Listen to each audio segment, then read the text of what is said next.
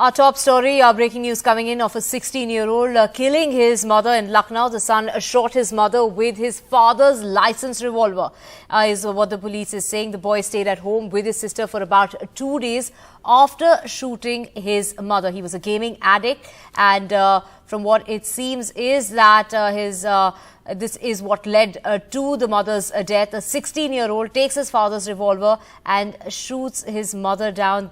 This gaming addict, this case coming out, very shocking incident from Lucknow.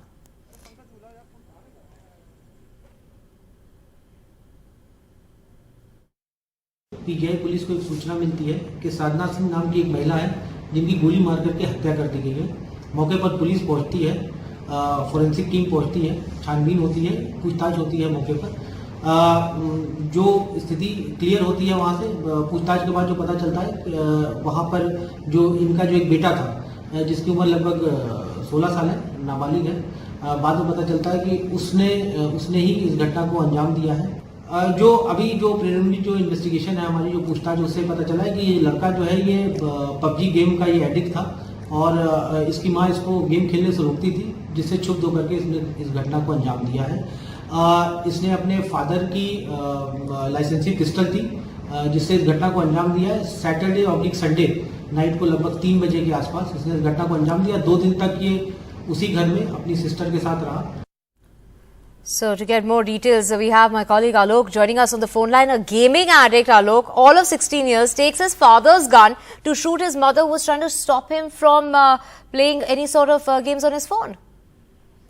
It's a very shocking story, and not only that, the police are also saying that after the shooting, he also apparently told the father, who is posted elsewhere in Bengal somewhere, he apparently told his father that an electrician, quote unquote, had shot his mother or killed his mother, and because they were having an affair or something. So I mean, that is the level to which he went to try and hide or cover up what he did. Like you said, this boy, the police are saying that this boy was a gaming addict. The commissioner there was taking the name of a mobile game. But I must point out that that game itself is banned, but there are Indian spin-offs that you can play in India. So I think that point will need a little clarity, but I think that's not the real story. The story is that, this boy was so addicted that when he was asked not to play this mobile game, he shot his mother. And this happened on the intervening night of Saturday and Sunday, Divya. And it happened at around 3 a.m. in the morning is what the police are saying. This boy also has a minor sister who's about, I think, 9 years old. And he threatened her that if she raised a voice or said anything, that he would kill her too. And he locked her up in a room. And he then apparently went on with his normal activities, with his normal routine, as if nothing had happened. There are some reports that he even tried to dispose of the body by pouring acid over it, etc. But again, these are details that the police need to share. But I think, again, the larger story being that of addiction and how, something like a mobile game addiction led him to commit such a heinous crime. And this boy is a minor. He's 16 years old. So he's been taken into custody. So he hid the body for 2 days in his house? Yes, he did so. He kept the body at the same place where he shot his mother. And he locked that room. And like I said, there are reports that he went on with his usual life. And eventually, when the body started to stink too much or unbearably, then he called his father, and like the police are saying, he said that, an electrician who used to come into the house, etc., had killed her. Then the father called the neighbor, and the neighbor went to the house, and he discovered, or at least he saw, he smelled the body, etc. And then after that, the police were informed. Now, the police are saying that they started interrogating him, and he changed his story many times to eventually then confess that, this is what had happened. And it's so sad that, a gaming addiction has taken yet another life in India. And this time around, the details very heinous. And the father is still on his way to Lucknow, is what we are told, because, like I said, he's posted elsewhere. So these are the details that are available as of now. So, Alok, trying to parent a kid who's addicted to gaming can lead to a parent losing one's life. This is a very shocking incident coming from Lucknow, and you're saying how he tried to intimidate his sister as well. He tried to mislead the police. He tried to mislead his father regarding what had actually transpired. This incident that took place over the weekend, and it took the police about 2 days to find the body, and that is only after he tried to make up all these stories. So an addiction to the game can lead to someone, trying to cover their tracks, trying to, in fact, like you mentioned, also dispose the body using acid and whatnot. Alok, what details about the family? Like, where is the father? You said he's not he wasn't staying in Lucknow, but is en route and is on his way back. How old was the mother? I cannot say how old the mother was. That detail is not available. But the family was originally from Eastern UP. Is originally from Eastern UP, and they used to live in Lucknow. Like I said, the father is not posted here. The father is posted in Bengal, in West Bengal, and he is with the army. That's something that one can share. I don't know for how long the family has been living in Lucknow as of now, but the boy who committed the crime, who is alleged to have committed the crime, is 16 years old, and his sister is 9 years old. And they live on the outskirts of Lucknow, about 25 kilometers from where I am. So like I said, it's a very shocking story, yeah. Absolutely, Alok, using his father's weapon to kill his mother, who was stopping him from playing a game on his phone. Moving on, an AIMIM MLA son has been named as an accused in the horrific gang rape which took place in Hyderabad at Jubilee Hills. All 6 accused, 1 adult and 5 minors, are now in the custody of the police. The first 5 have been accused under sections of gang rape, abduction, voluntary causing hurt, and they've also been charged under the sections of the POCSO Act, meaning that they could get a death penalty or even 20 years in jail or a lifetime sentence even. The 6th has been accused of outraging the modesty of a woman, voluntarily causing hurt, and also sexual assault. Punishment not less than 20 years or imprisonment for life till death. అంటే 14 years life imprisonment అంటారు, కానీ దీంట్లో imprisonment for life till death అంటే చనిపోయే వరకు జైల్లోనే ఉండాలి, లేకపోతే డెత్ పెనాల్టీ. ఈ 3 ఉన్నాయి. ఈ 5 కూడా దీంట్లో ఈ సెక్షన్స్లో వస్తారు. దీంట్లో మేము స్పెషల్ కోర్ట్ ఉంటుంది. మా ఎవిడెన్సెస్ చాలా గట్టిగా ఉన్నాయి. We have my colleague Uma joining us. Uma, earlier the police were looking for the 5th person, saying the 6th person wasn't involved, and now all 6 have been taken into custody. Also, the vehicle that was used was apparently an official vehicle.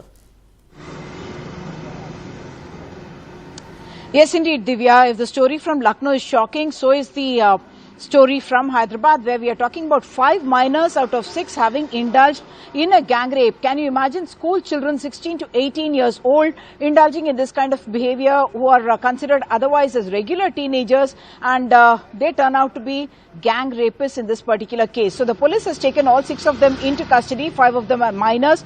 The first one, A1 accused, is the Saduddin Malik, who has been said to be an adult, and he is the only one who has been identified. The rest, of course, will be presented before a juvenile court, being sent to safe custody. The police will also seek the custody of all these accused in order to be able to corroborate the evidence and tie all the evidence together. The police, of course, making it clear that they are putting the most stringent of sections so that the maximum punishment can be awarded to each of these accused, and this becomes, in a sense, something that people look at and say that this is the kind of an outcome that will happen, and therefore behavioral changes within families, culturally as well. So yes, the Innova car that was used, we have been reporting that yes, it was a car that was allotted to the TRS leader who was very recently elected as chairperson of a religious body. His son, in fact, has been booked as accused number 6 in this case because he did not participate in the gang rape but was involved in the sexual molesting of the girl, as was put out by videos that the boys themselves are said to have shared on social media, and also, of course, put out by BJP leader Raghunandan. That on that basis, the accused number 6, who is also a minor, has been booked for 354, which is outraging modesty of a woman, 323, which is causing hurt, as well as under POCSO 9 and 10. In this case, it would not be the aggravated and penetrative sex as the rest of the boys who are being booked under sections 5 and 6 of POCSO. In this case, it will be about sexual assault of this particular girl. Even in this case, the kind of terms that he is going to be serving will be at least 4 to 5 years minimum in jail, is what the police is telling us. The other thing that we had reported, that the pub in fact was booked by minors, and that they had made a business proposition out of it, booking it for perhaps 1 lakh rupees the entire area, and they had let it out to youngsters for 1200 to 1300 rupees, and that's something that was corroborated by the police commissioner yesterday. And yes, he said that even this girl had in fact bought the ticket for 1300 rupees and had gone at about 1 p.m. And yes, it was a pre-school reopening kind of a bash that was conducted. More than 100 students seem to have enrolled for this. It was put up on Instagram as Euphoria. It was of course booked in the name of somebody called Umair Khan, but this party was attended by more than 100 minors. And therefore the police is in fact saying that not just the excise department, the police department will also start a vigil of pubs like these where minors are not meant to be allowed. Back to you, Divya. Right, stringent action being taken against pubs, in fact, also that are allowing minors. We will keep tracking the stories. Thank you so much, Uma, for joining us. Moving on, a BJP leader was arrested for his derogatory tweets on Prophet Muhammad 4 days after the violence that erupted in Kanpur. Harshid Srivastav, an officer bearer of the BJP youth wing, was trying to spoil the atmosphere through his objectionable posts, is what the police said. We will act against anyone who tries to play with religious sentiments. This is Police Commissioner of Kanpur, Vijay Meena. The tweets by the leader have been deleted since, and violence broke out in parts of Kanpur after Friday's press as members of two groups clashed and threw stones at each other over a call to shut down markets in protest against the BJP leader Nupur Sharma for her comments against Prophet Muhammad during a TV debate on the Gyanvapi mosque issue. The BJP had on Sunday suspended Ms. Sharma and expelled its Delhi unit media head Naveen Jindal for their remarks on the Prophet. The remarks had drawn massive backlash from around the world, with 16 countries condemning the controversial comments. Opposition voices today grew louder for the arrest of two former BJP spokespersons, Nupur Sharma and Naveen Kumar Jindal.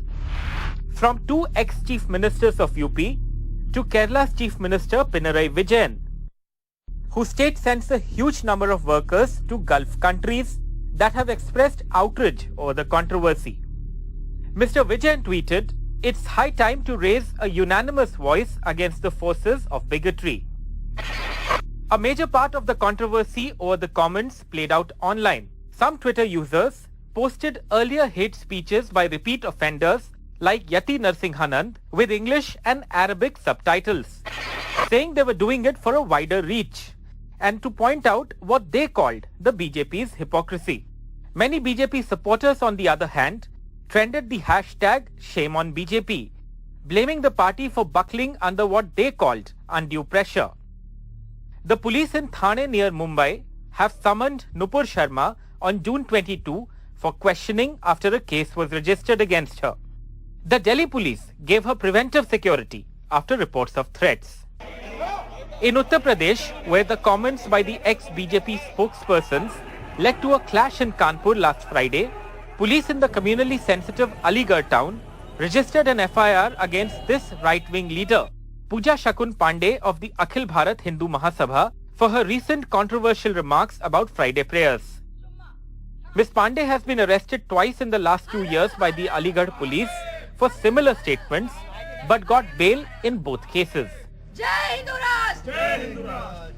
With Adnan Khan and Rajesh Gupta, this is Alok Pandey, NDTV.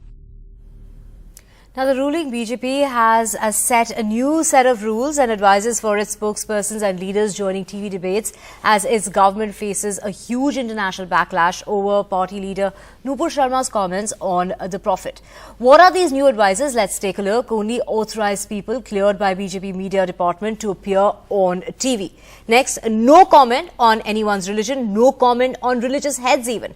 measured language to be used and no need to get excited or provoked is the new guideline that's being advised to all the spokespersons from the BJP party, and they are going to be inquiring as well as they need to read up on the issues, inquire about the party line before debating on any sort of issue. Do not fall into anyone else's trap and stick to issues central to the party. That's the BJP party, focusing on debates around Garib Kalyan, in fact.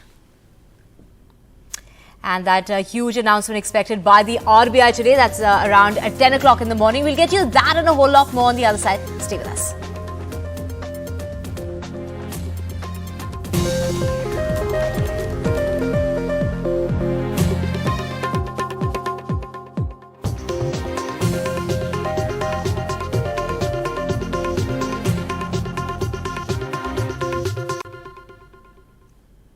Welcome back. The Enforcement Directorate posed pleas by two Maharashtra leaders seeking a day's bail to vote in the Rajya Sabha elections on Friday. Former Maharashtra Home Minister Anil Deshmukh and Minister Nawab Malik are lodged in jail on money laundering charges. The ED opposed their bail, saying prisoners don't have voting rights. Now that disturbs the ruling Maha Vikas Aghadi's Rajya Sabha math, as every vote counts at this point. Let's just listen in to what Uddhav Thackeray had to say about what happened at that crucial meeting that took place.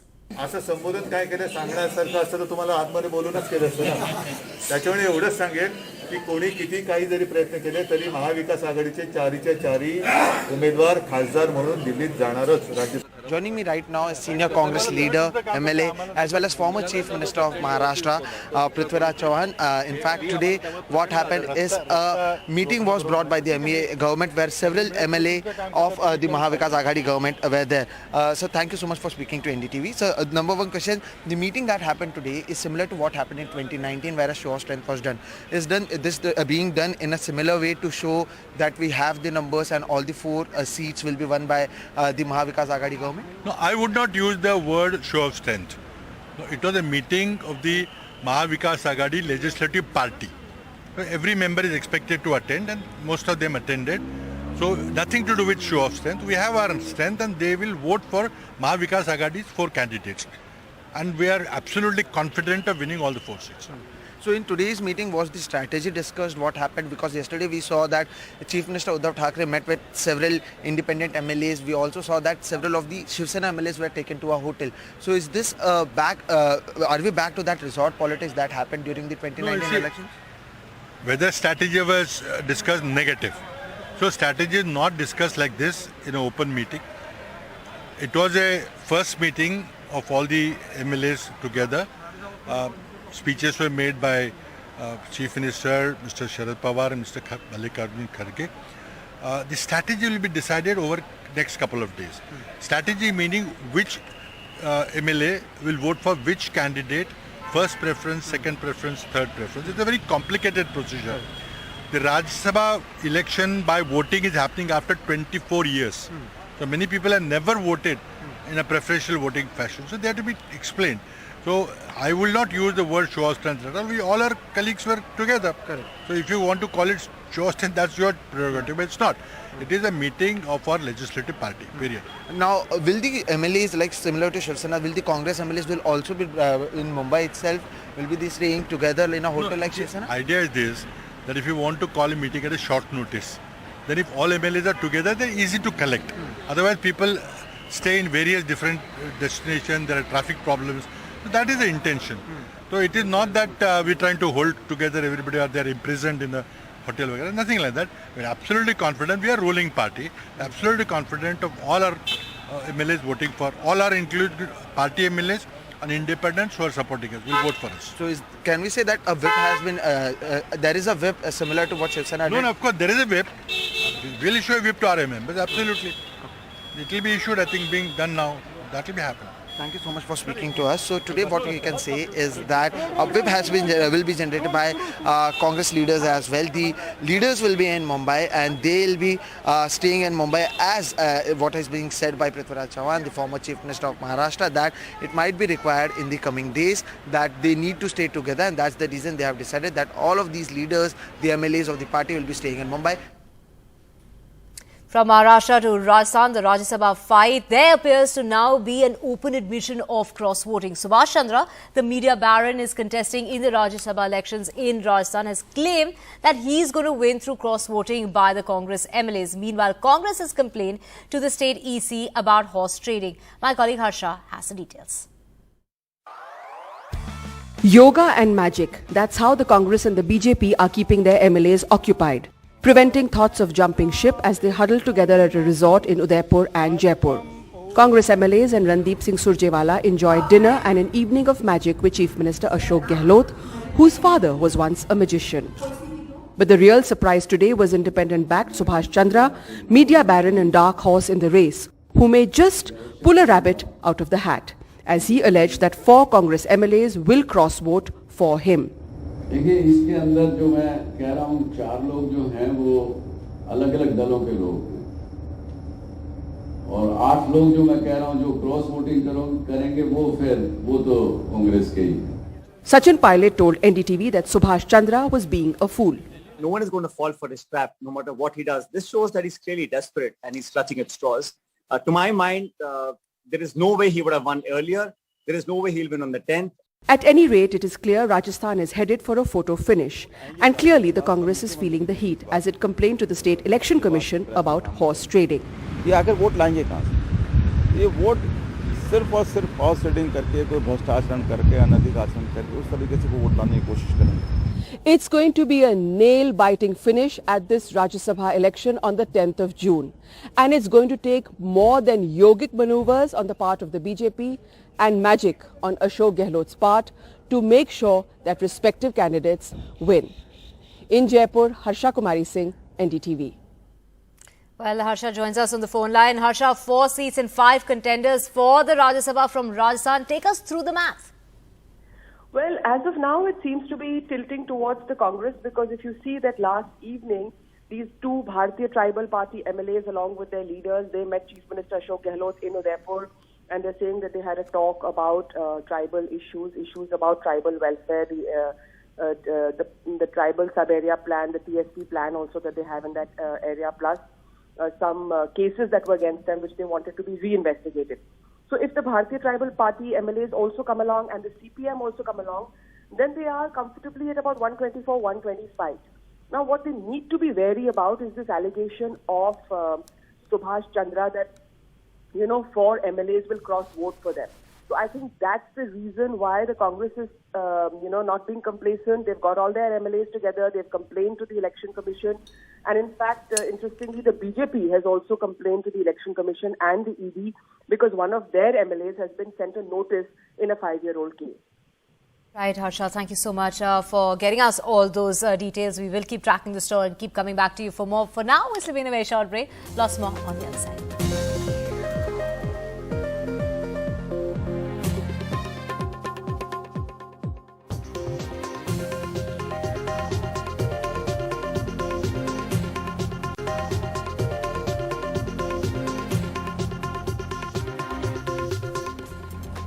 16-year-old gaming addict kills his mother in Lucknow. The son shot the mother with the father's licensed revolver. The boy's sister says her brother did hit the body for 2 days.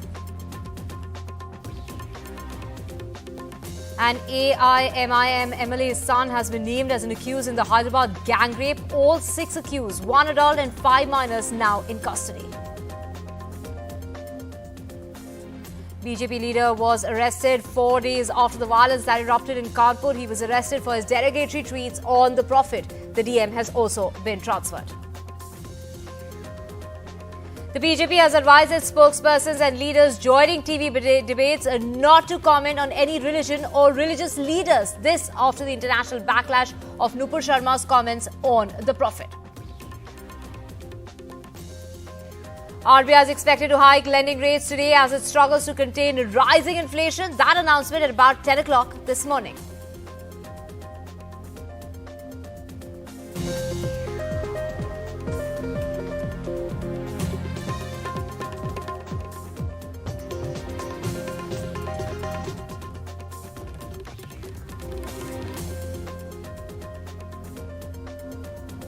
Hello and welcome back. RBI is expected to hike lending rates again today as it struggles to contain rising inflation. That announcement is expected at about 10 o'clock. My colleague Priyanshi gets us a quick preview of what can you expect during that announcement at 10 this morning.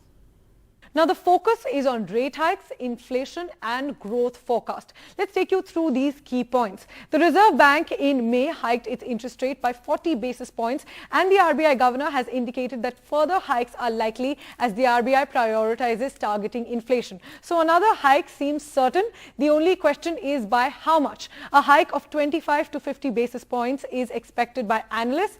Now, how does this impact you? RBI's repo rate is the interest rate commercial banks have to pay whenever they borrow money from the Reserve Bank. So banks further passed RBI's rate hike to consumers, the latest being HDFC that hiked its rates by 35 basis points. With a further hike from the RBI, the EMIs we have to pay could go further up. Home loans will get more expensive. The next important point is the inflation projection. RBI raised inflation projection in April from 4.5% to 5.7%. We know that fuel prices drive the price rise and Brent crude prices have gone up by 9% since RBI's last announcement. So the Reserve Bank might take up its inflation forecast, meaning even further price rise expected to pinch us. Now, last but not the least, the growth forecast. Rate hikes hurt economic growth as they reduce the demand in the economy. In April, RBI cut its GDP forecast to 7.2% from 7.8% for the current year. So another big question is whether the economy's growth projections could be lowered even further. Now, amid all of these questions and concerns, markets lost almost 1% today. Sensex lost 567 points to end at 55,107, while Nifty went down by 153 points to settle at 16,416. The rupee also weakened to 77.71 per dollar, which is very close to its record low of 77.73 per dollar. Now, what are the reasons? Fears of further inflation, rate hikes and recession. Now, the final prayers or Antim Ardas for the late singer Sidhu Moose Wala will be held in Mansa today, expecting a huge footfall. The police and the district administration have made elaborate security arrangements. His father, who is expected to address the gathering and share his Dil Ki Baat. Meanwhile, the police claim that they have arrested 8 people so far in connection with the murder of the singer who died at the age of 28 on the 29th of May. Rahul Gandhi also has visited the family members yesterday. He'd gone to pay his last respects and Rahul Gandhi was not in town. He was abroad at the time of that killing of the singer. Well, those are visuals of Rahul Gandhi yesterday visiting the family members. We have Ghazali with us. Ghazali, where and at what time is the Antim Ardas of the prayer ceremony for Sidhu Moose Wala, and also take us through the kind of security arrangements that have been put in place? See, right now I'm standing on this Mansa-Sirsa highway, and on my left is, you can see the police security arrangements here.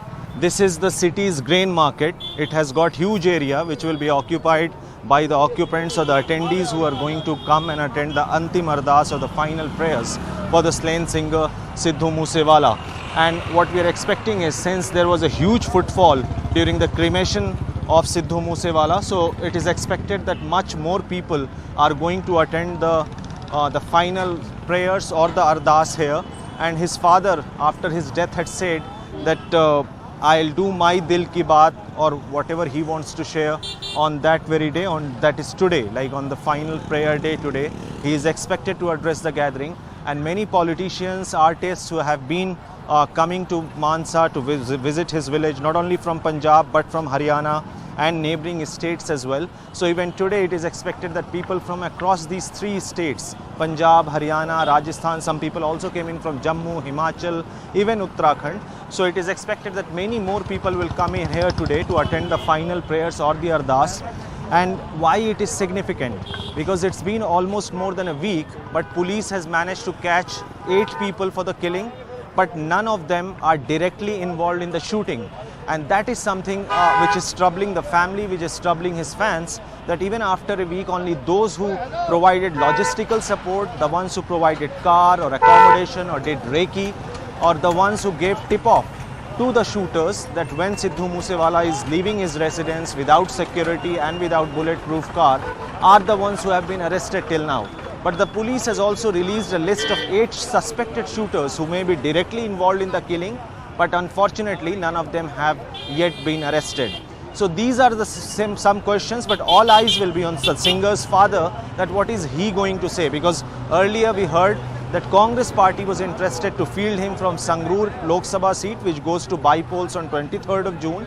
But he refused. He said that the pyre of my sons has not yet cooled down, and I am not going to contest any elections nor campaign for anyone.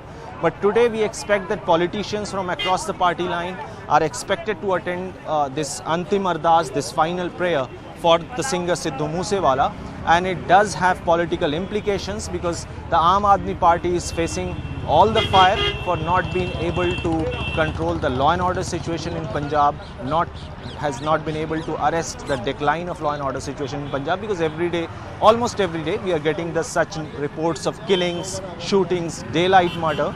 So all eyes will be on his father, that what he wants to say, because he is also the eyewitness of the incident as per the first information report or the FIR registered in this case. Right, absolutely. Thank you so much, Ghazali. We will keep tracking the story. The Antim Ardas for the late singer to be held today, and security measures been put in place. Friends, family, politicians, people from the fraternity also expected. Moving on, the Delhi units of the BJP and the Congress on Tuesday slammed Arvind Kejriwal's led Delhi government over the cash and gold recovered from Satyendar Jain. The Enforcement Directorate recovered 3 crores, almost 3 crores in cash and 1.8 kgs of gold in raids on the jailed minister. This is a full report that has, let's get you all the details of the kind of money that was recovered in those raids. Nearly 3 crores in cash arranged artistically to spell out ED may be a nice visual touch, but is it enough for the Enforcement Directorate to prove their case against Delhi Minister Satyendar Jain? The ED claims that they seized this from jeweler associates of Mr. Jain along with 1.8 kilos of gold. But the Aam Aadmi Party says nothing links the jewelers to Satyendar Jain. In fact, the ED's own documents show that they found nothing at Jain's residence. ED seizes 2.85 crores in cash, 1.8 kg gold from the premises of MS Ram Prakash Jewellers Limited. The ED then said that Vaibhav Jain, Ankush Jain and Naveen Jain are directors of these jewellers. Vaibhav, Ankush and others assisted Jain in money laundering, says the Enforcement Directorate. The Aam Aadmi Party, however, says that nothing was found at Jain's residence. Arvind Kejriwal के सबसे खास आदमी सत्येंद्र जैन उनके करीबियों से और उनसे 2 करोड़ से ज्यादा का कैश और लगभग 2 किलो सोना 133 गोल्ड कॉइन्स बरामद हुए हैं। ये उनकी ईमानदारी का प्रत्यक्ष प्रमाण है। मैं मोदी जी से कहना चाहता हूं, मोदी जी, ये जो इंटरनेशनल बेइज्जती आपकी हो रही है, ये जो अंतर्राष्ट्रीय स्तर पे भारत अपमानित हो रहा है, भारत शर्मिंदा हो रहा है आपके कारण, उन खबरों को दबाने के लिए आज आपने सुबह सुबह ईडी का छापा सत्येंद्र जैन के घर पे मरवा दिया। Satyendar Jain's ED custody is ending on Thursday, and with this search and seizures, the agency is expected to seek his further custody when he is produced before the competent court on Thursday. With camera person Prem Singh, this is Arvind Gunasekar for NDTV. Now, the Defence Ministry issued new guidelines broadening the scope of eligible officers for the post of the Chief of Defence Staff of the Indian Armed Forces. Any serving or retired Lieutenant General, Air Marshal and Vice Admiral under the age of 62 years will be eligible for the post of the Chief of Defence Staff. This essentially opens the doors for the second highest active rank officers of the Defence Services to possibly supersede their seniors, the Chief of the Army, Air Force or the Navy, to take on the role, and it widens the pool from which a CDS can be appointed. Vishnu Som gets us the details. Lieutenant General ranked officers, either those who are serving or those who have actually retired, to be also included in the selection process. Also those individuals who have been service chiefs they are also allowed to actually be part of the process as long as they are of the age of 62. Even serving chiefs can become Chief of Defence Staff. But I think it's really interesting that Lieutenant General ranked officers and their equivalent in the Navy and the Air Force are potentially allowed. Why would the government do this unless they had somebody of that rank in mind? Now, let's get you a quick check on the weather. In the last 24 hours, 37 cities in the country have reported temperature above 44 degrees. So let's get you the hottest cities that we have, where the temperature, in fact, has touched 46.6 degrees in Banda. The temperature in Hisar is also above 46 degrees. So is the case in Amritsar. Sirsa above 46 degrees. Sri Ganganagar coming in at 46 degrees. We also have other areas where the temperature is almost close on the heels, whether it's Gondia. Also other areas like Fatehgarh, where the temperature is 45.9 degrees Celsius. Now, when we talk about heatwave conditions which are prevailing in the northern part of the country, it's not just the northwest plains. Yes, it's very hot in the national capital at 44 degrees and adjoining areas as well, whether it's Punjab, Haryana, Chandigarh, especially in Uttar Pradesh, going down into Madhya Pradesh and also parts of Odisha as well as Jharkhand. But it's the hills, even the hills haven't been spared, whether it's Jammu and Kashmir, Himachal Pradesh or even Uttarakhand. It's extremely hot in those areas in comparison to what it should be at this point in time. When we talk about the monsoon situation, well, the monsoon seems to be moving at a snail's speed. It hasn't really budged from Bengaluru, and that hasn't happened since the 31st of May. When we take into account in the last 24 hours, there's been slight progress. It's only covered some more ground, some more territory as far as Tamil Nadu and Puducherry is concerned. But on the other side, the eastern leg of the monsoon, there also you see it's been stuck there at Siliguri since the 3rd. So there's been no movement which has actually been of significance in the last couple of days, and we are expecting the monsoon to sort of now start to cover more ground, more territory, but no idea of when that will happen. It should have covered Goa by now. It should have in fact been making its presence felt and literally knocking on the door of Mumbai, but that hasn't happened yet. So for it to actually move forward and come in towards the northern part of the country, we will have to wait it out. It's central and northern part of the country where heatwave conditions are going to continue over the next 48 hours. And with that, we're slipping in a very short break. On the other side, we'll get you the very latest from Ukraine.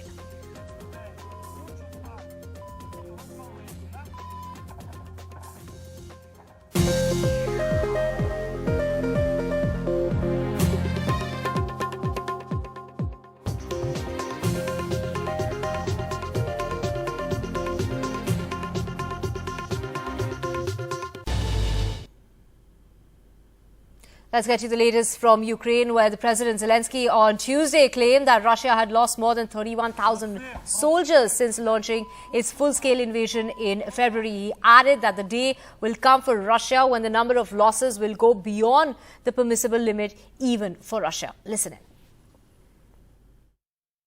Вже більш ніж 31 тисяча російських військових загинули в Україні. За час з 24 лютого Росія сплачує за абсолютно безглузду війну проти України майже по 300 життів своїх солдатів щоденно.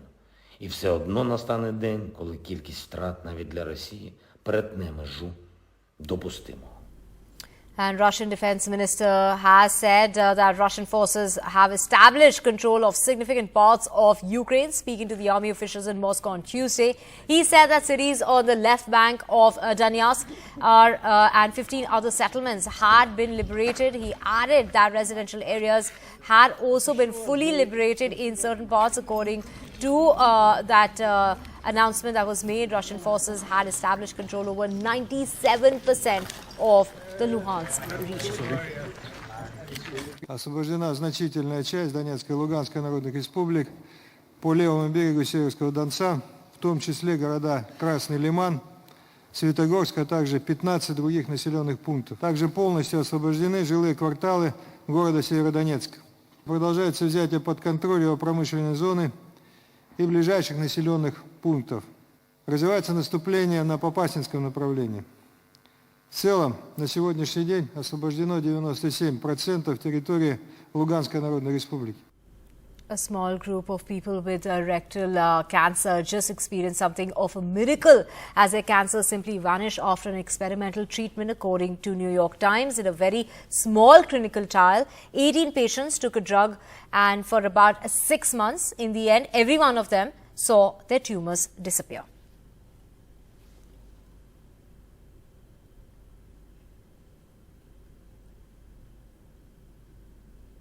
And as part of season 2 of Lottoland Aaj Ka Sitara, we're bringing you stories of individuals who have become heroes, who have gone out of their way and made extraordinary effort to help their communities.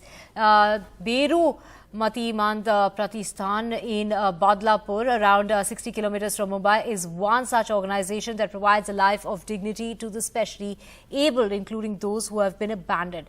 The Beru Matimand Pratishthan was started by Salochana Beru after she failed to find a proper care given for her own specially abled son. She is Lottoland Ka Aaj Ka Sitara, and Lottoland will support her cause with a cash incentive of 1 lakh rupees.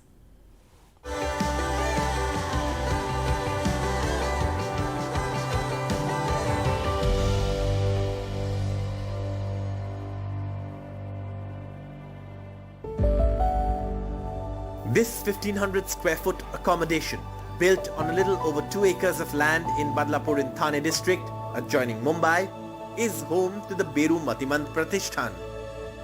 The centre provides care and maintenance for mentally challenged persons. Salochana Beru started the home after she failed to find a proper caregiver for her own specially abled son. Worker है, worker देखते हैं, sister है, वो दवाई देती है, injection दवाई जो भी है उनका, और कुछ ज़्यादा बढ़ गया तो वो देते, डेली डॉक्टर है विजिट के लिए, और केयरटेकर जो है वो सब उनका देखते हैं. दोनों टाइम कोविड जो भी हुआ, जब हमको बहुत तकलीफ हो गई, बाहर का पैसा आना बंद, हमारे पास इतना स्टॉक में पैसा नहीं, मतलब बैंक में पैसा नहीं जमा. It's a situation that continues, a shortage of finances, but not of the care that the Pratishthan provides for everyone from 6-month-old babies to those in their sunset years.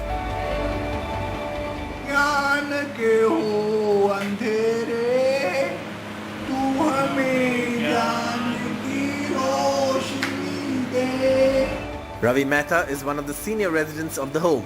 He lists his activities during the day. मैं सोता हूँ, मैं खेलता हूँ, बैठता हूँ, खाता हूँ, पीता हूँ, गेम खेलता हूँ, क्रिकेट खेलता हूँ, दो घंटे हमारे दोस्तों के साथ. Arundhati can only use one hand to paint, but wants to become an artist one day. मेरे को पेंटिंग करने का बहुत पसंद है.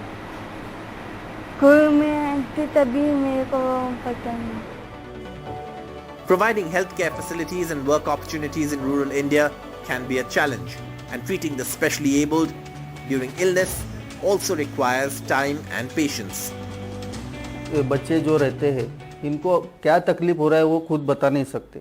उनके पास रहने वाला केयर टेकर और अपन को सेल्फ डायग्नोसिस करके उनको ट्रीटमेंट करना पड़ता है. नॉर्मल आदमी को अपन इंजेक्शन सलाइन देते, उसके लिए वो रेडी हो जाता है. ये पेशेंट को खुद पे कंट्रोल न होने की वजह से वो सलाइन लेने में, इंजेक्शन लेने में, बहुत ट्रीटमेंट करने में बहुत डिफिकल्टी होता है. For specially abled citizens in this country, especially those who come from less privileged homes or those who've been abandoned by their families, finding a place where they can live with dignity and realize their potential often becomes a challenge. The Beru Matimand Pratishthan was set up with the aim of filling the gap that exists when it comes to availability of such spaces. And for these people, a little help is always welcome. In Badlapur, Maharashtra, with camera person Sanjay Mandal, Saurabh Gupta, NDTV. लॉटलैंड हमको जो मदद करना चाहती है interview लेके हमारा, तो हमको बहुत खुशी हो रही है, क्योंकि ये जो हम काम करते हैं अभी तक कोई आया नहीं हमारा ऐसा लेने के लिए.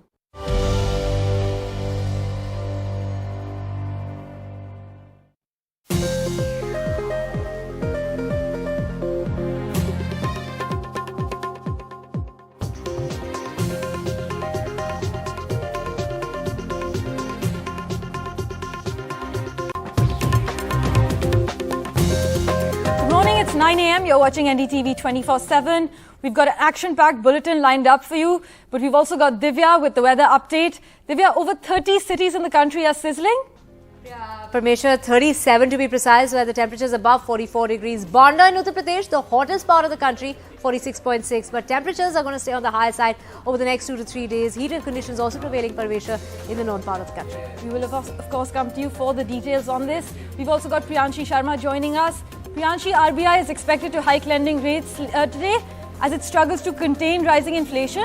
That's right, Parmeshwar. It's an important day for the economy as the Reserve Bank will announce its monetary policy at 10 a.m. We're expecting an interest rate hike, but we'll tell you how that matters to you and whether your EMIs are set to go up.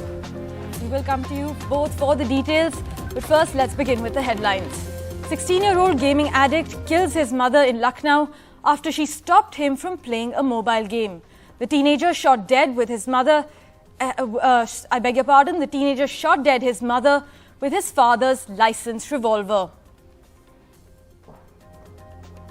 An AIMIM MLA's son has been named as an accused in the Hyderabad gang rape. 1 adult and 5 minors are now in custody. RBI is expected to hike lending rates today as it struggles to contain rising inflation. The announcement is expected at 10 a.m. A BJP leader arrested 4 days after the violence erupted in Kanpur. He was arrested for his derogatory tweets on Prophet Muhammad. The DM has also been transferred. The BJP has advised its spokespersons and leaders joining TV debates not to comment on any religion or religious leaders. This after the international backlash on Nupur Sharma's comments on the Prophet. 37 cities across India are above 44 degrees. Now, North India is currently sizzling. Heatwave conditions continue for 48 hours.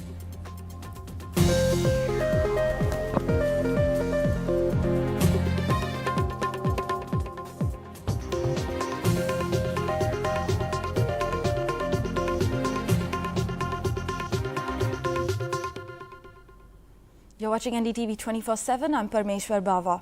The top story we're tracking this morning, a 16-year-old boy allegedly killed his mother after the latter stopped him from playing a mobile game in Lucknow.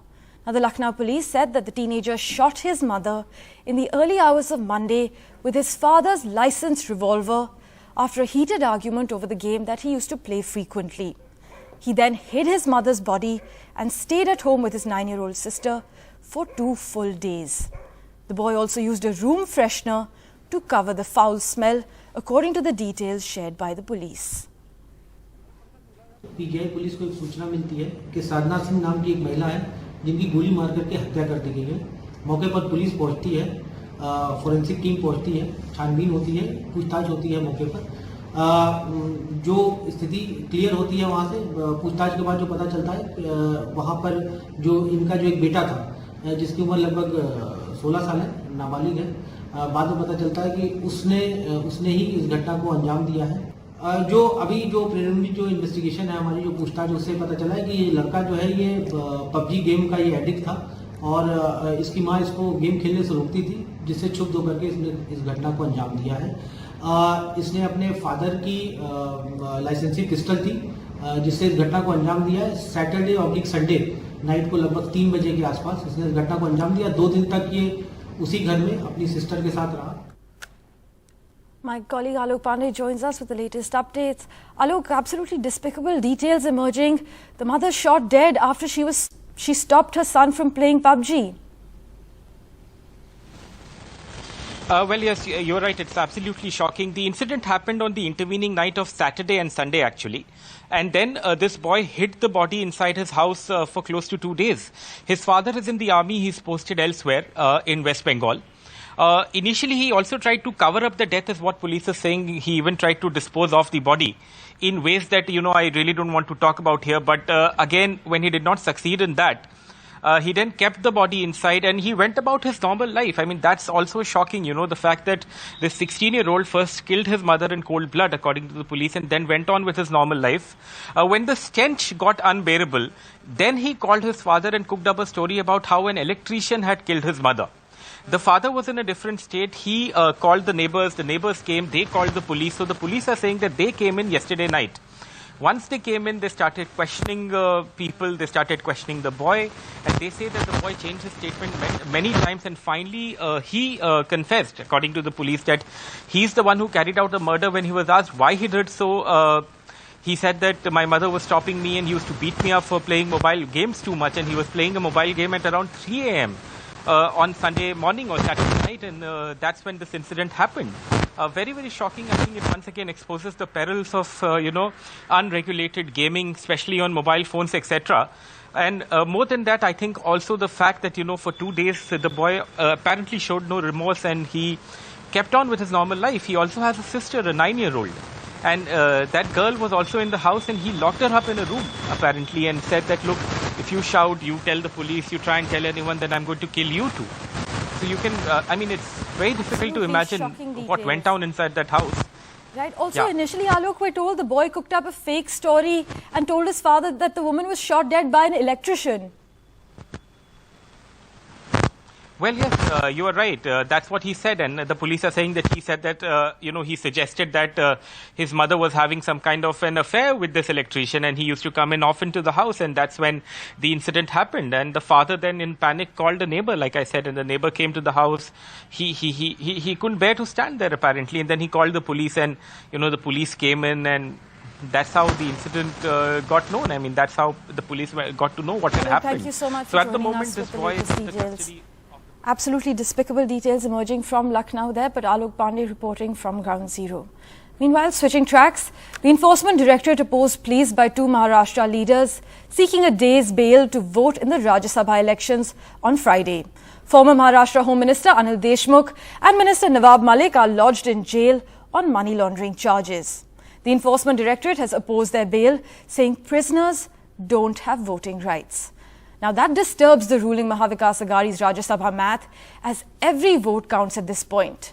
Let's listen in to what Uddhav Thackeray had to say about what happened in that crucial meeting that took place earlier. असं संबोधन काय केलं सांगण्यासारखं असतं तर तुम्हाला आतमध्ये बोलूनच केलं असतं ना. त्याच्यामुळे एवढंच सांगेल की कोणी किती काही जरी प्रयत्न केले तरी महाविकास आघाडीचे 4च्या 4 उमेदवार खासदार म्हणून दिल्लीत जाणारच, राज्यसभेत जाणार. Joining me right now is senior Congress leader, MLA, as well as former Chief Minister of Maharashtra, Prithviraj Chauhan. So thank you so much for speaking to NDTV. So number one question, the meeting that happened today is similar to what happened in 2019 where a show of strength was done. Is this being done in a similar way to show that we have the numbers and all the 4 seats will be won by the Mahavikas Aghadi government? No, I would not use the word show of strength. No, it was a meeting of the Mahavikas Aghadi Legislative Party. Every member is expected to attend, and most of them attended. So nothing to do with show of strength. We have our strength, and they will vote for Mahavikas Aghadi's 4 candidates. And we are absolutely confident of winning all the 4 seats. So in today's meeting, was the strategy discussed? What happened? Because yesterday we saw that Chief Minister Uddhav Thackeray met with several independent MLAs. We also saw that several of the Shiv Sena MLAs were taken to a hotel. So is this back? Are we back to that resort politics that happened during the 2019 elections? Whether strategy was discussed, negative. So strategy is not discussed like this in an open meeting. It was a first meeting of all the MLAs together. Speeches were made by Chief Minister, Mr. Sharad Pawar and Mr. Mallikarjun Kharge. The strategy will be decided over next couple of days. Strategy meaning which MLA will vote for which candidate, first preference, second preference, third preference. It's a very complicated procedure. The Rajya Sabha election by voting is happening after 24 years.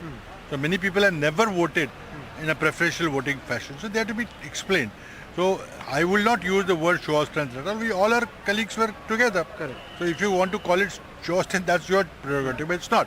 It is a meeting of our legislative party, period. Now, will the MLAs, like similar to Shiv Sena, will the Congress MLAs will also be in Mumbai itself, will be they staying together in a hotel like Shiv Sena? Idea is this, that if you want to call a meeting at a short notice, then if all MLAs are together, they're easy to collect. Otherwise, people stay in various different destinations, there are traffic problems. So that is the intention. So it is not that we're trying to hold together everybody or they're imprisoned in a hotel, nothing like that. We're absolutely confident. We are a ruling party, absolutely confident of all our MLAs voting for, all our included party MLAs, and independents who are supporting us will vote for us. So can we say that a whip has been, there is a whip similar to what Shiv Sena did? No, of course there is a whip. We'll issue a whip to RMM, but absolutely. It will be issued, I think, being done now. That will be happening. Thank you so much for speaking to us. On to Rajasthan now, where the Rajya Sabha fight is on. There seems to be an open admission of cross-voting actually. Subhash Chandra, the media baron contesting in the Rajya Sabha elections in Rajasthan, has claimed that he is going to win through cross-voting by Congress MLAs. Meanwhile, Congress complains to the State Election Commission about horse trading.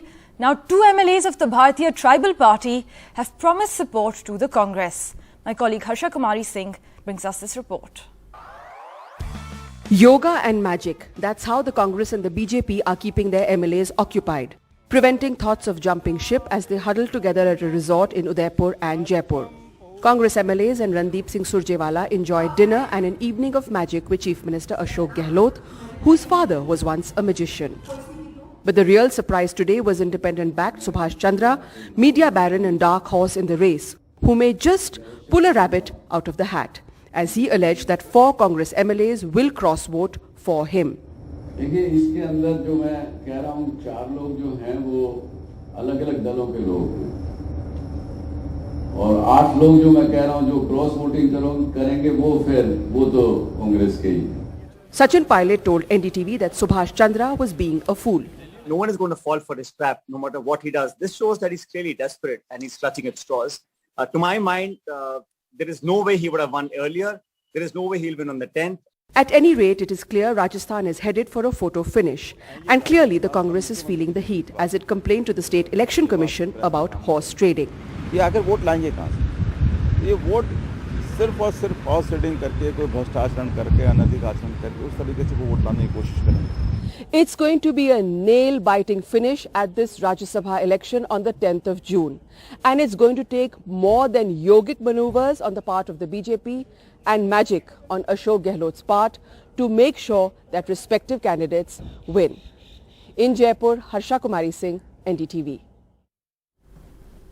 And with that, we're stepping into a very short break. Up next, US Treasury Secretary faces a grilling on Capitol Hill about the health of the American economy. We get you the latest on the RBI and inflation in the US after this short break.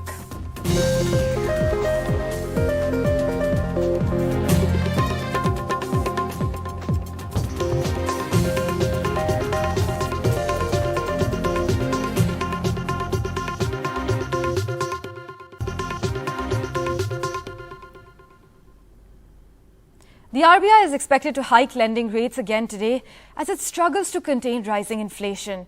That announcement is expected in a short while at 10 a.m. The Reserve Bank of India is likely to concentrate on interest rate hikes over the coming months in a relatively short tightening cycle. In fact, in a recent interview, RBI Governor Shaktikanta Das said the expectation of rate hikes in June is a no-brainer. My colleague Priyanshi Sharma joins us to take us through the latest. Priyanshi, what can we expect today? Parmeshwar, as you said, the RBI governor has made it pretty clear that there is going to be an interest rate hike. The only question is by how much? Now, the focus for the RBI's monetary policy today is on interest rate hikes. It's on growth projections and it's also on inflation projections. Let's take you through these key points one by one. First, interest rate hikes are expected as RBI targets inflation. Central banks across the globe use interest rate hikes as a tool to control inflation. So we can expect that as we are witnessing an 8-year high inflation currently, the RBI will again raise interest rates. Remember, they raised interest rates in the month of May by 40 basis points, and back then the RBI had hinted that there could be more coming. Now, how does this impact you? Your EMIs are likely to go up further. After the RBI raised interest rates by 40 basis points, banks across the spectrum increased their home loan interest rates and your EMIs went up. But after this interest rate is increased again, the EMIs could go further up, as this is the interest rate that commercial banks like ICICI or HDFC have to pay the Reserve Bank whenever they borrow money from the central bank. So whenever borrowing money from these for these commercial banks gets expensive, they pass on this cost to you and me, us consumers, and hence our interest rates and EMIs go up. Now, the other important points that we have to look at for the policy that's coming up today is the inflation forecast and also the growth forecast that the RBI will be coming up with. Now, RBI raised inflation projection in the month of April to 5.7% from 4.5% earlier. So we're now thinking whether a revision is likely, and there are some reasons to back this. Brent crude prices have gone up by 9% since the month of May, since RBI's last announcement of an interest rate hike. And as we know, fuel prices are one of the major reasons that drive inflation up, as a rise in fuel prices trickles down into a rise in prices across commodities. So an increase in fuel prices might take the RBI's inflation projection also higher up. So that's also another expectation. Inflation has been above RBI's threshold for the last 4 months. So the Reserve Bank is targeting that, and that is why we could see an increase in the repo rates, which is the interest rate, and also maybe an increase in the inflation forecast, which could mean more price rises expected for you and me. Now, the last and but more importantly, RBI also cut its GDP forecast to 7.2% from 7.8% when it last came out with its monetary policy in the month of April. So we'll now have to see whether RBI cuts its GDP forecast even further. As we know, the World Bank and IMF all have reduced the projection for global growth and also the projection for India's growth for this year, as there are increasing challenges. There's the supply disruptions, rising prices, rising interest rates. Interest rates bring down the demand in the economy, and that translates into lower growth. Right. So that is why we could see the growth projection number also seeing a revision. These are the major 3 points that we're expecting from this key policy coming up. Thanks so much, Priyanshi, for those details. Meanwhile, US Treasury Secretary Janet Yellen faced a grilling on Capitol Hill about the health of the American economy. Treasury and the Federal Reserve have been increasingly blamed by legislators and the public for allowing inflation to reach record highs, notably an 8.3% leap in consumer prices over the past year. Yellen responded by saying bringing inflation down should be our #1 priority. We're not the only country that's experiencing inflation. You can see that in virtually every developed country around the world. I think that bringing inflation down should be our #1 priority. And President Biden, in an op-ed on inflation in recent remarks, has indicated that it is our top priority. Meanwhile, the latest from Hyderabad, where the minor son of an MLA of the AIMIM has been named as an accused in the Hyderabad gang rape case that has set off outrage and political clashes within Telangana. All 6 accused, 1 adult and 5 minors, are now in custody. The first 5 have been accused under sections of gang rape, abduction, voluntarily causing hurt, as also sections of the POCSO Act, meaning they could get a death penalty, 20 years in jail, or a lifetime in jail. The 6th has been accused outraging modesty of a woman, voluntarily causing hurt, and also sexual assault. Last week, BJP MLA Raghunandan Rao had released a video clip as well as photographs of the teenager and her assailants, alleging the presence of the MLA's son in a car with her. The police, he alleged, was engaging in a cover-up. Now, initially, the police maintained that the legislator's son was not involved in the gang rape, as he had left the group at a local pastry shop. My colleague Uma Sudhir brings us the latest details.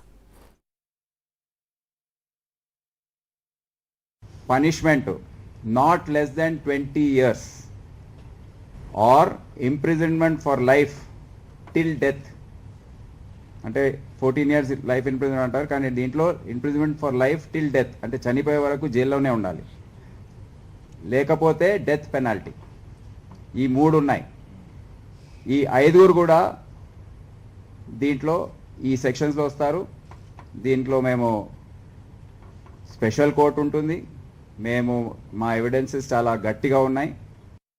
There is a lot of allegation of police delay because of kind of political influences, because sons of politically influential people were involved in this particular case, but the Hyderabad Police Commissioner said that they had arrested all 6 accused in this particular case. In fact, the 6th accused was added yesterday. This incidentally happens to be the son of a MLA from the city itself, and that was done after a video was put out in the social media by the boys themselves, by the accused themselves, we are told, and also by a BJP BJP MLA, who in fact demanded to know why the police was not acting when he has put out that evidence of this boy inside a car sexually assaulting, as the MLA put it, the minor girl. The girl, of course, there is no question of a consent because she happens to be a minor herself.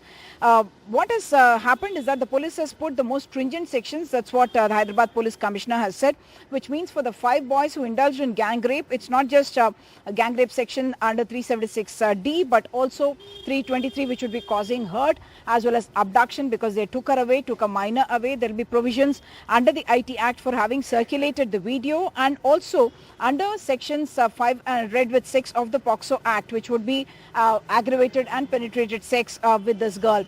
In the case of the 6th boy, which is the MLA's son, we understand there is likely to be sections, the police has named sections of 354, which is outraging modesty, 323, which is again causing hurt, and also POCSO sections 9 and 10, which would be about sexual assault itself, and all of them are liable to get very, very stringent punishment, as the commissioner put it.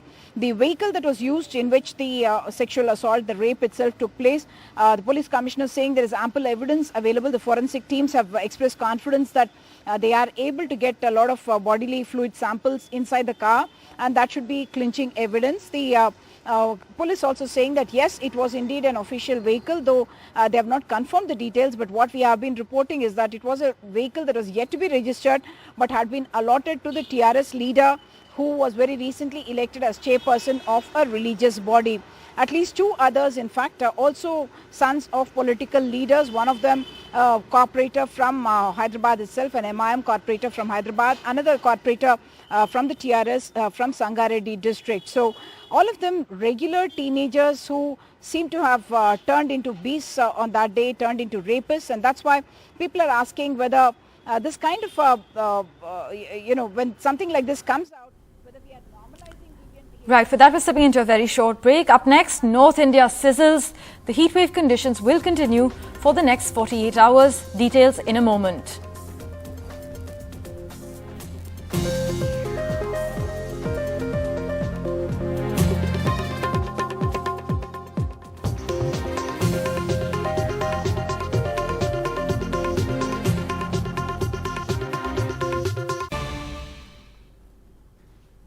Breaking news coming in, over 5,000 new COVID cases have been recorded across India. This is in fact the highest since the 6th of March and over 40% jump since yesterday. Now to be precise, 5,233 new COVID cases have been logged. The daily positivity rate is currently at 1.67%. If we take a look at the weekly positivity rate, it stands at 1.12%. Now the active caseload across India is 28,857 cases as we speak.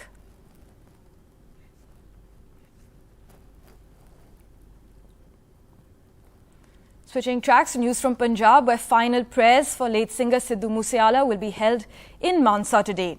Now, expecting a huge footfall, the police and district administration have made elaborate security arrangements.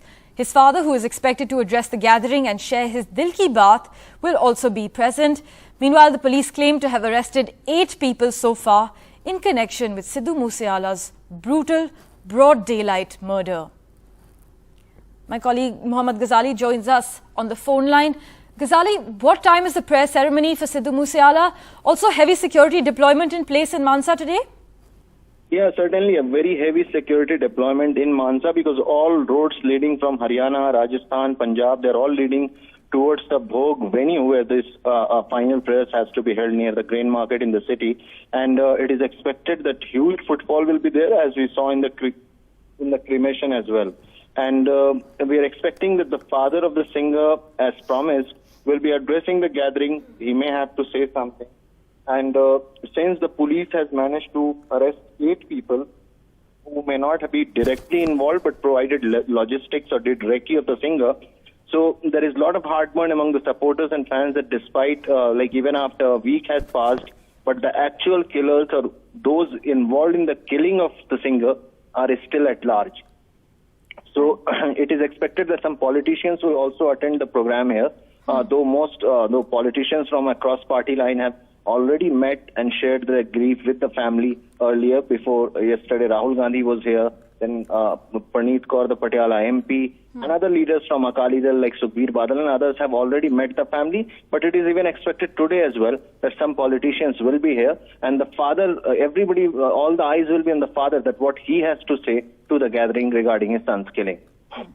Thank you so much, Ghazali, for joining us with the latest. We will, of course, revert to you as the day progresses.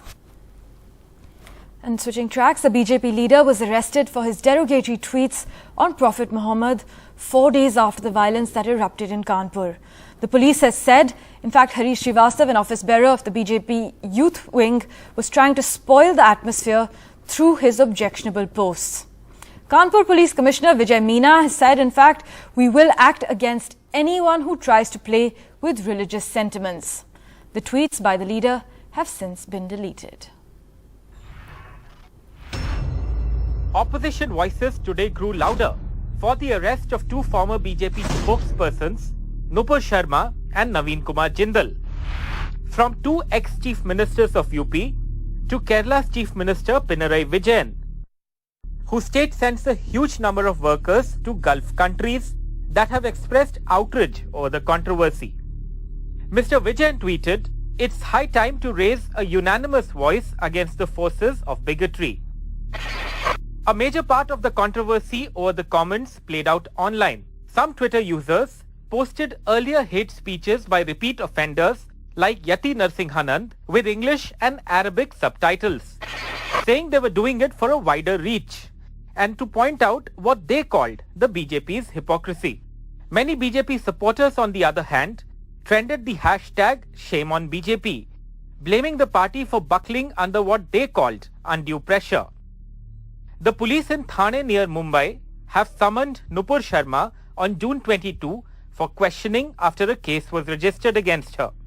The Delhi police gave her preventive security after reports of threats. In Uttar Pradesh, where the comments by the ex-BJP spokespersons led to a clash in Kanpur last Friday, police in the communally sensitive Aligarh town registered an FIR against this right-wing leader, Pooja Shakun Pandey of the Akhil Bharat Hindu Mahasabha, for her recent controversial remarks about Friday prayers. Ms. Pandey has been arrested twice in the last 2 years by the Aligarh police for similar statements, but got bail in both cases. With Adnan Khan and Rajesh Gupta, this is Alok Pandey, NDTV. Meanwhile, the BJP has set new boundaries for its spokespersons and leaders joining TV debates as its government faces a huge international backlash over party leader Nupur Sharma's comments on Prophet Muhammad. Now, what exact advice has the BJP given to their spokespersons? Let's take you through each point. The first one says only authorized people cleared by the BJP media department will appear on television. No comment on anyone's religion. No comment on religious heads. Measured language to be used. No need to get excited or provoked. This is what the advice points out. The fifth point actually says inquire and read up on issues. Inquire about the party line before debating on any issue, and do not fall into anyone else's trap. Stick to issues central to BJP. In fact, they ended it with focus on debates around Garib Kalyan.